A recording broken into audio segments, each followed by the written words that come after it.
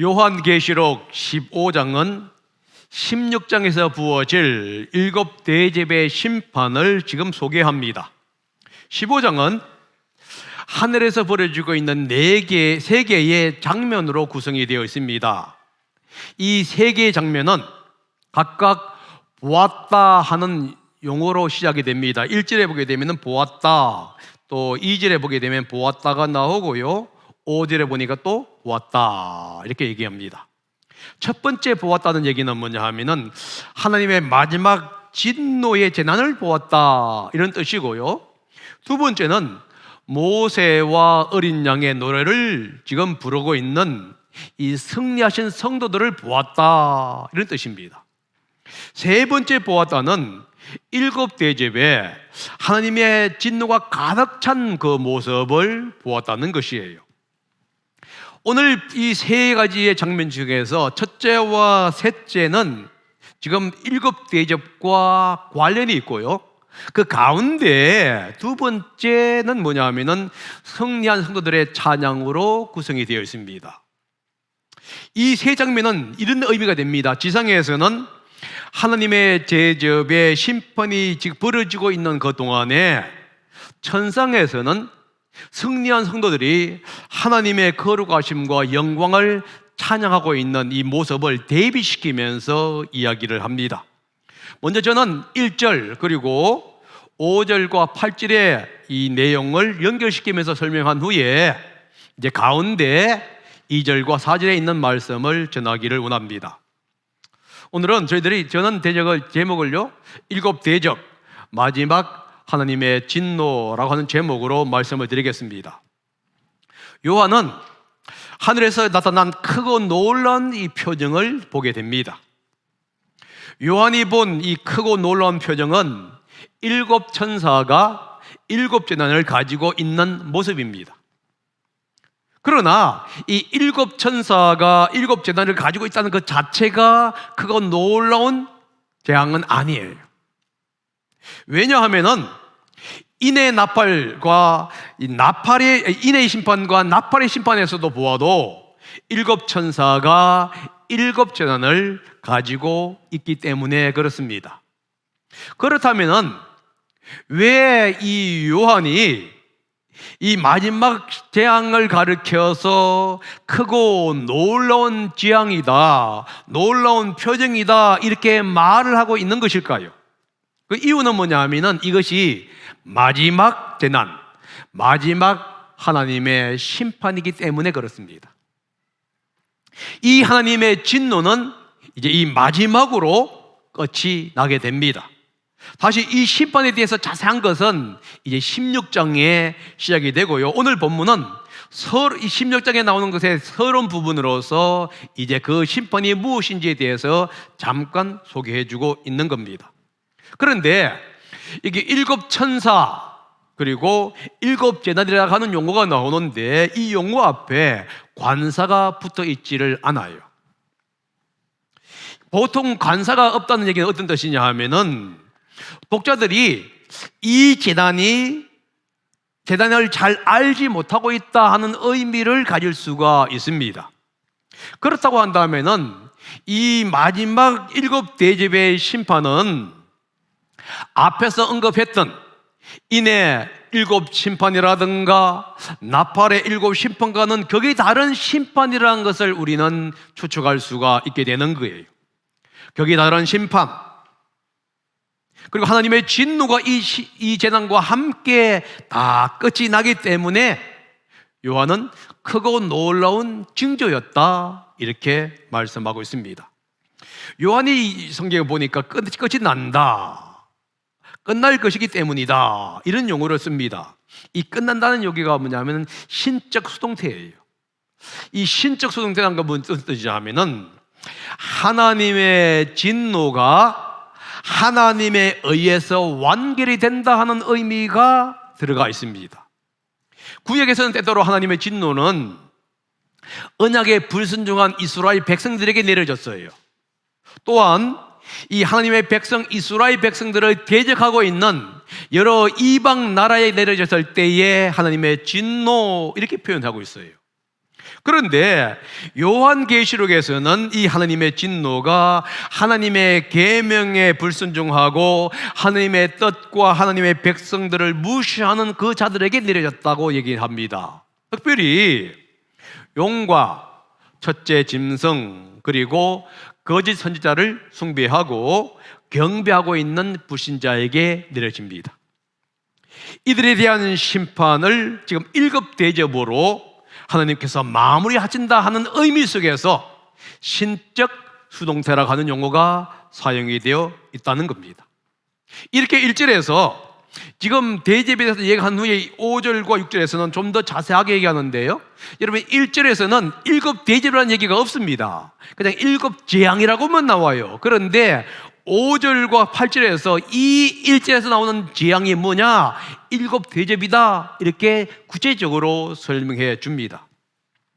요한의 또 다른 장면을 보지요. 하늘의 증거 장막인 이 장막 성전이 이제 쫙 열립니다. 그 성전에서 7 천사가 이제 7 재난을 들고 나오지요. 그런데 이 7 천사가 깨끗한 모시 옷을 입게 되었고요, 이제 가슴에는 금띠를 띠고 있습니다.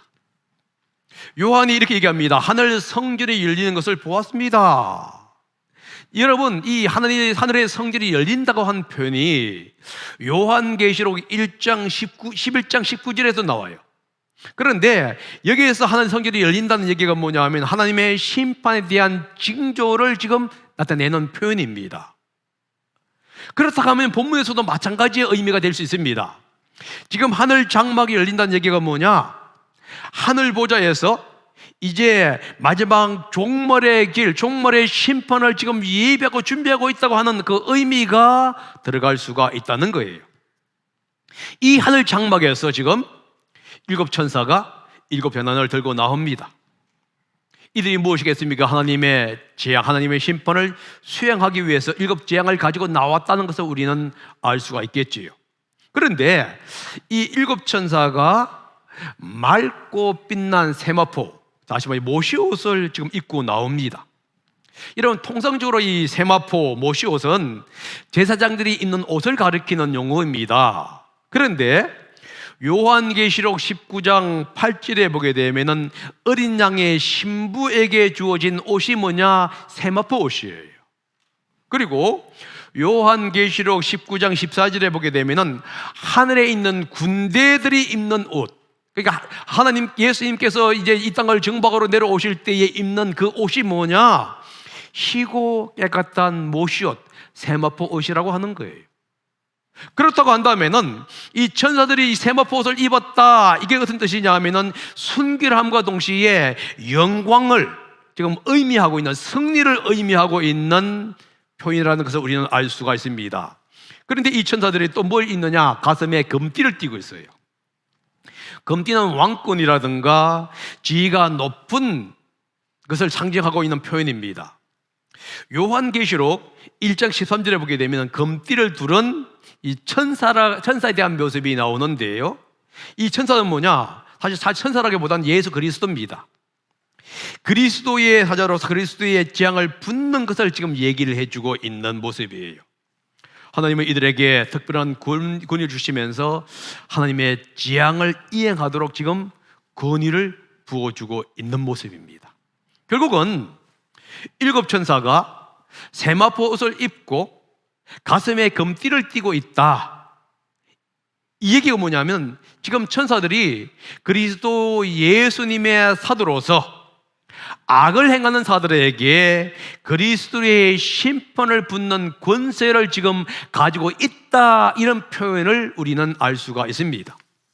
그런데 여러분 7절과 8절에 보게 되면은 네 생물이 나오는데요, 이 네 생물이 하나님의 진노를 채운 7 대접을 지금 7 천사에게 주는 거예요. 그리고 성전이 하나님의 영광과 권능으로 연기가 가득 차 있는 모습입니다. 이 가득 찬 연기 때문에 7 천사가 7 재앙이 끝날 때까지 아무도 그 성전에 들어갈 수가 없어요.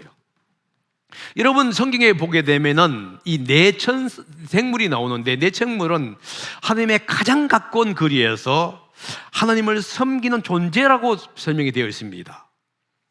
이제 이들이 하나님의 진노를 담긴 금 대접 7개를 지금 7천사에게 줍니다. 여러분 좀 이상하지 않습니까?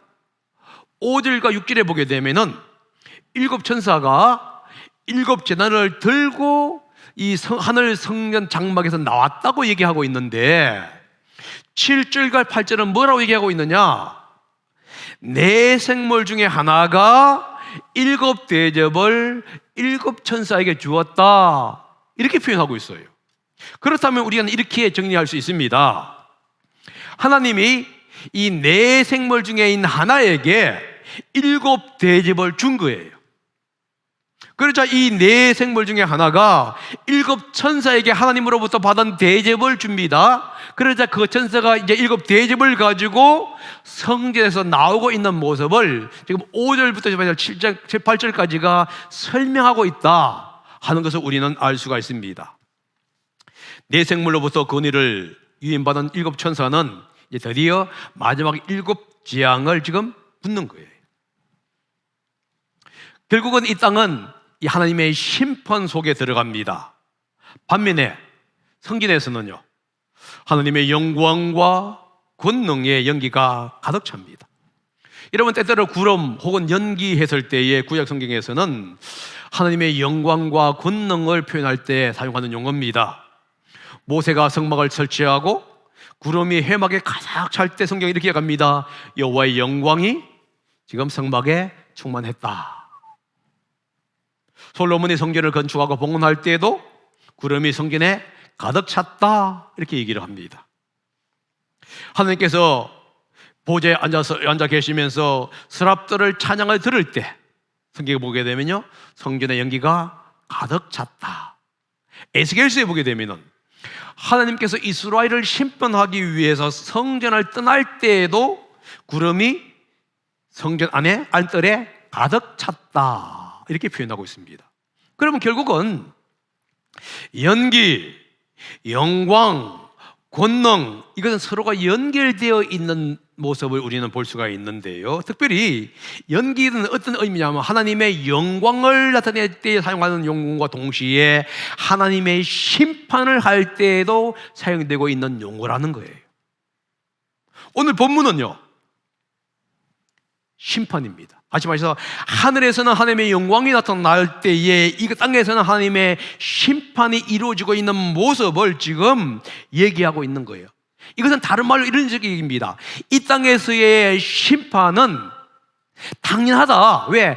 영광의 하나님께서 내리시는 심판이기 때문에 하는 의미가 이 속에 포함이 되어 있습니다.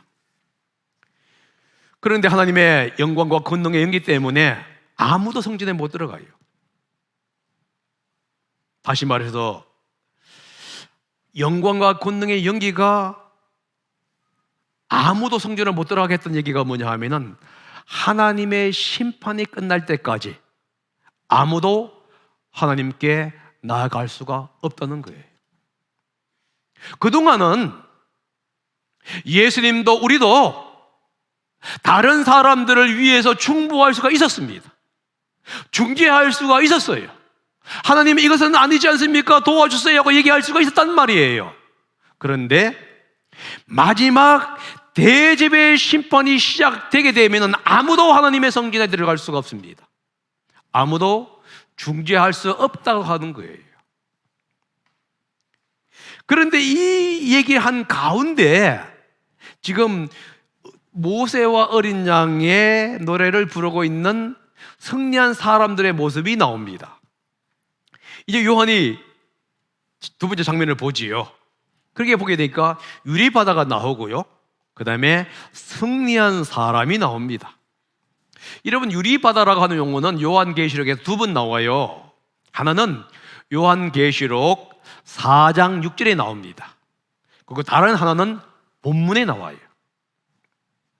4장 6절에 의하면은 이 유리바다는 하늘에 있는 하나님의 보좌 앞에 있는 수정과 같은 유리바다로 표현이 되어 있습니다.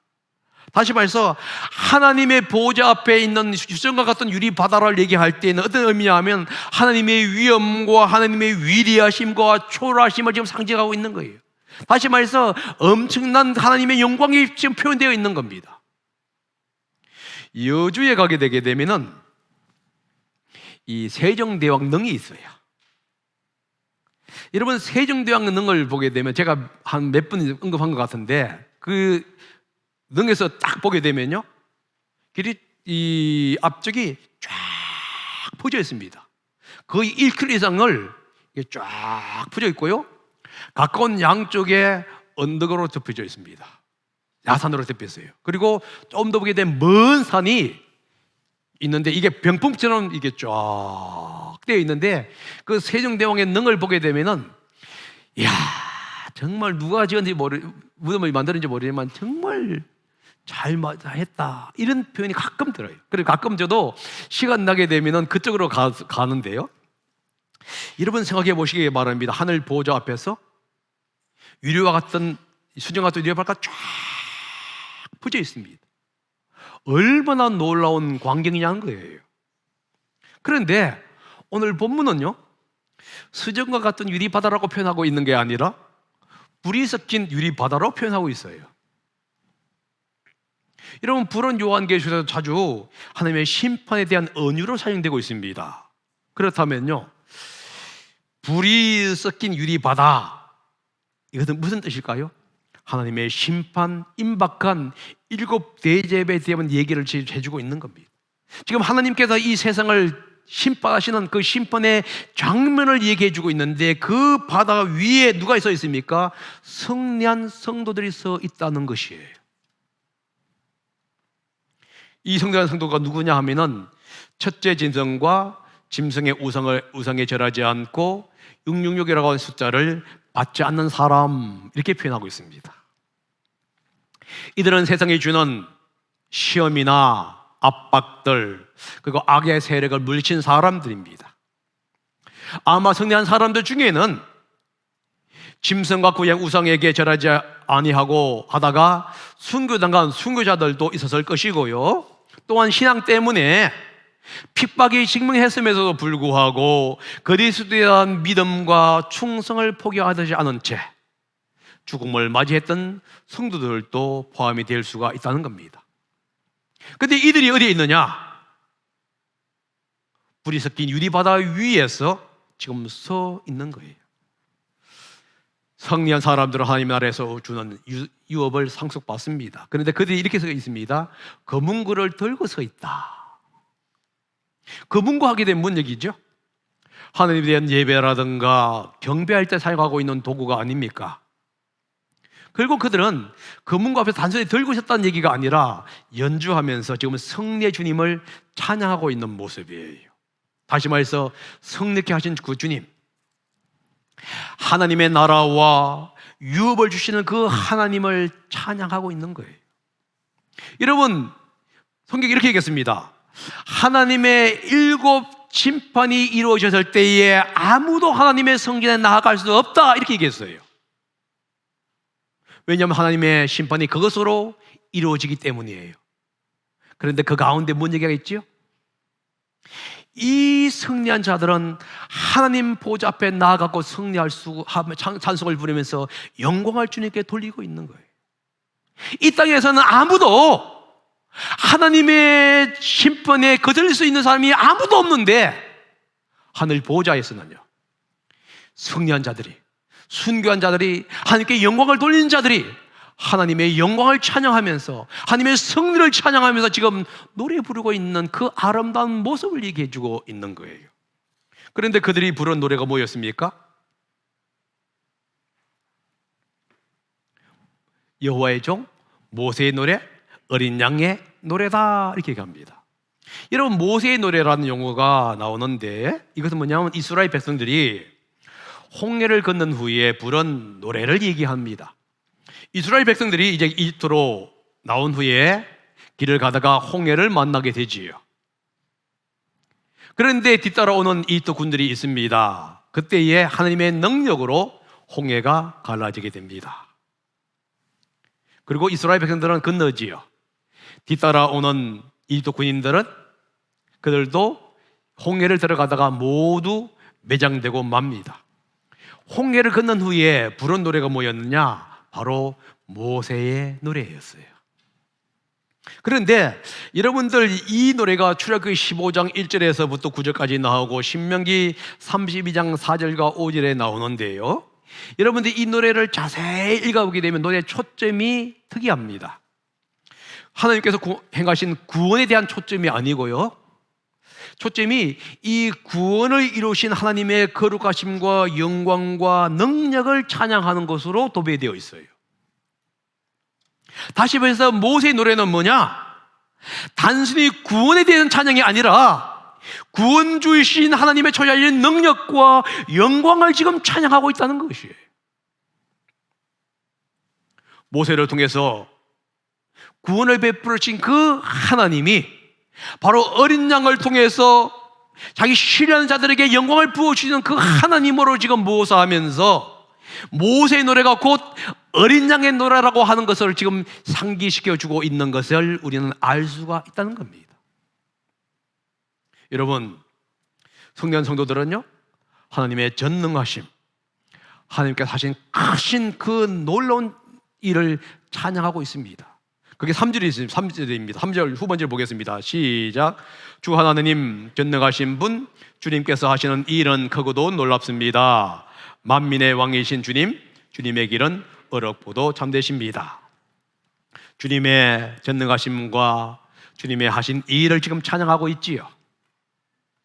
여러분, 주님이 하신 크고 놀라운 그 일은 무엇이겠습니까? 결국은 우리는 성경을 보게 되면은 하나님이 대적을 물리친 그 일을 얘기하는 것이고, 더 나아가서 온 세계에 대한 통치를 행하시는 하나님의 통치가 바로 하나님의 놀라운 능력이라는 것을 우리는 알 수가 있겠지요. 그런데 여러분, 3절에 보게 되면 이렇게 얘기합니다. 주님, 누가 주님을 두려워하지 않겠습니까? 누가 주님의 이름을 찬양하지 않겠습니까? 이렇게 질문해요. 그런데 이 질문이 수학적인 질문으로 표현되어 있습니다. 이게 무슨 뜻이냐면은, 모든 사람들은 반드시 주님을 경외하며 주님을 찬양해야 한다 하는 의미가 들어가 있는 거예요. 모든 사람이 주님을 경외하고 찬양을 해야만 됩니다. 그러면서 그 4절 후반절에 보게 되면은, 그러면 왜 모든 사람이 하나님, 여호와 하나님을 찬양하고 경배해야 하느냐에 대해서 세 가지로 이유를 설명해 주고 있는데, 첫 번째가 뭐냐? 주님만이 홀로 거룩한 분이기 때문에 그래요. 두 번째는 뭐냐 하면은, 모든 민족이 주님 앞으로 와서 경배하기 때문이고요. 세 번째는 주님의 정의로운 행동이 나타났기 때문에 그렇다, 이렇게 갑니다. 첫 번째 이렇게 하죠. 주님만이 홀로 거룩하기 때문이다. 여러분, 여기서 주님만이 홀로 거룩하다, 이 용어가 무슨 뜻인 것 같아요? 이 세상에 많은 신들이 있지만 오직 하나님만 거룩한 분이다, 이런 의미가 들어갈 수가 있겠지요. 이 본문에서 사용하고 있는 이 거룩이라는 용어가 이 헬라어는요, 호시오스라고 하는 용어예요. 이 호시오스라는 용어는 신약에서 잘 사용하지가 않아요. 신약에는 딱 3번 나옵니다. 오늘 이 본문에 2번 나오고요, 그 다음에 이제 히브리서에 딱 1번 나오는데, 모두가 다 하나님의 신성하고 거룩한 성품을 사용할 때 사용하고 있는 용어예요. 다시 말해서 하나님만이 거룩하시기 때문에, 이 얘기가 뭐냐면, 땅의 어떤 영역도 어떤 세력도 하나님과 비교할 수 없다, 이런 의미예요. 하나님의 비교할 수 없는 그 우월성 때문에 모든 사람들은 하나님을 찬양해야 한다는 것이에요. 두 번째는 뭐냐? 모든 민족이 주님 앞으로 와서 경배하기 때문이다, 이렇게 얘기합니다. 여러분, 홀로 거룩하기 때문이다 했을 때는 현재형으로 사용하고 있어요. 그런데 이 두 번째 이유를 할 때에는 미래형으로 사용됩니다. 다시 말해서 마지막 시대에 주님은 세상을 통치한다는 거예요. 주님이 세상을 통치할 때에 땅의 모든 세력들은 주님께로 돌아와서 주님을 경배하게 된다는 것을 얘기해 줍니다. 구약 성경은 자주 이 모든 나라가 주님께 와서 경배한다고 하는 구절들을 지금 포함시키고 있습니다. 주님은 세상을 통치하시게 되고 모든 세상은 그 통치하시는 통치자에게 와서 경배하게 된다는 것을 얘기합니다. 그렇기 때문에 모든 만물은 주님을 두려워하고 경배해야 한다, 이렇게 얘기하고 있습니다. 셋째가 뭐죠? 주님의 정의로운 행동이 나타났기 때문에, 이렇게 얘기합니다. 이것은 과거형으로 사용하고 있어요. 그런데 이게 과거형이 아니라 단순 부정 과거형입니다. 이게 뭐냐 하면은 강조 용법을 사용할 때 있습니다. 특별히 여러분들께서 정의로운 행동할 때 이 행동에는 두 가지가 의미가 있는데요. 하나는 뭐냐? 대적을 물리치고 세상을 통치하시는 그 일을 얘기할 때의 이 의미고요. 두 번째 의미는 뭐냐 하면 하나님의 주권, 공의, 영광을 살 때의 주님의 정의로운 행동, 이렇게 얘기합니다. 그렇다면 이렇게 얘기할 수 있습니다. 이 세상에게 심판을 퍼부으시고 공의로 통치하실 때에 비로소 하나님의 의로운 행실이 나타나게 된다는 거예요. 우리는 이렇게 얘기합니다. 하나님은 공의로운 분이고 사랑의 분이라고 얘기합니다. 그래서 어떻게 하나님이 이 세상을 심판할 수 있느냐? 이렇게 얘기한다는 거예요. 그런데 여러분, 참된 하나님의 정의는, 참된 하나님의 공의는 악을 심판할 때 비로소 드러날 수밖에 없게 되는 거예요. 그래서 얘기합니다. 마지막 하나님께서 이 세상에게 심판을 보시고 그분의 공의를 실행할 때에 비로소 그분의 정의로움, 그분의 의로움이 드러난다는 겁니다. 그러면서 이렇게 하죠. 그 하나님을 이제 경외하고 숭배해야 한다, 이렇게 말씀하고 있습니다. 여러분, 하나님은 자비로운 분이잖아요. 그래서 그분은 자기를 거역하는 많은 사람들을 보면서도 끊임없이 구원의 기회를 주고요, 또 회개할 기회를 주시는 분입니다. 그러나 마지막 심판, 7대접의 심판이 주어지게 되면 더 이상 기회가 주어지지를 않는다는 거예요. 왜냐하면 이것이 마지막 하나님의 심판이기 때문이고요, 아무도 하나님께 나갈 수가 없기 때문에 그래요. 이 말은 마지막 심판이 부어지기 전, 마지막 기회, 마지막 문이 닫히기 전에 주님께 나아가야 한다는 것을 지금 우리에게 얘기해 주고 있다는 겁니다. 주님께 나아가는 자만이, 두 번째 보게 되면 모세의 노래, 어린 양의 노래를 부를 수가 있는 거예요. 주님께 나아가는 자만이 하나님의 의로운 성품을 경험할 수 있게 되고요, 하나님을 찬양할 수가 있게 되는 겁니다. 그러므로 우리는 어떤 어려움 속에서도 우리가 인내하면서 주님께 나아가야 돼요. 그래야만이 하나님께서 마지막 세상을 심판하실 때에 주님과 함께 찬양하면서 이렇게 영광 돌 수가 있게 되는 겁니다. 여러분, 구원의 기회를 살려야 되고요, 어려움을 인내하면서 나아가시기 바랍니다. 저는 때때로 우리 성도를 볼 때마다, 어떤 가정을 보게 되면 참 도전이 되고 기도가 될 때가 있어요. 어려운 가운데서도 꿋꿋이 주님을 신뢰하고 나아가는 그 모습을 보게 되면요, 도전도 되고 한편은 격려가 되고 한편은 기도가 막 쏟아져 나옵니다. 여러분, 이 목회자도 그런 마음을 갖고 있는데, 우리 하나님이 여러분들에게 말씀하시되 여러분들이 주님 앞에 어떤 어려움 속에서 나온다고 한다면요, 그 하나님이 여러분들에게 은혜 안 베풀어 주겠냐는 거예요. 지금 가운데 있는 내용이 바로 그 부분입니다. 앞과 뒤에서는 심판을 얘기하면서 가운데 하나님이 왜 어린 양과 모세의 노래를 얘기하고 있냐는 거예요.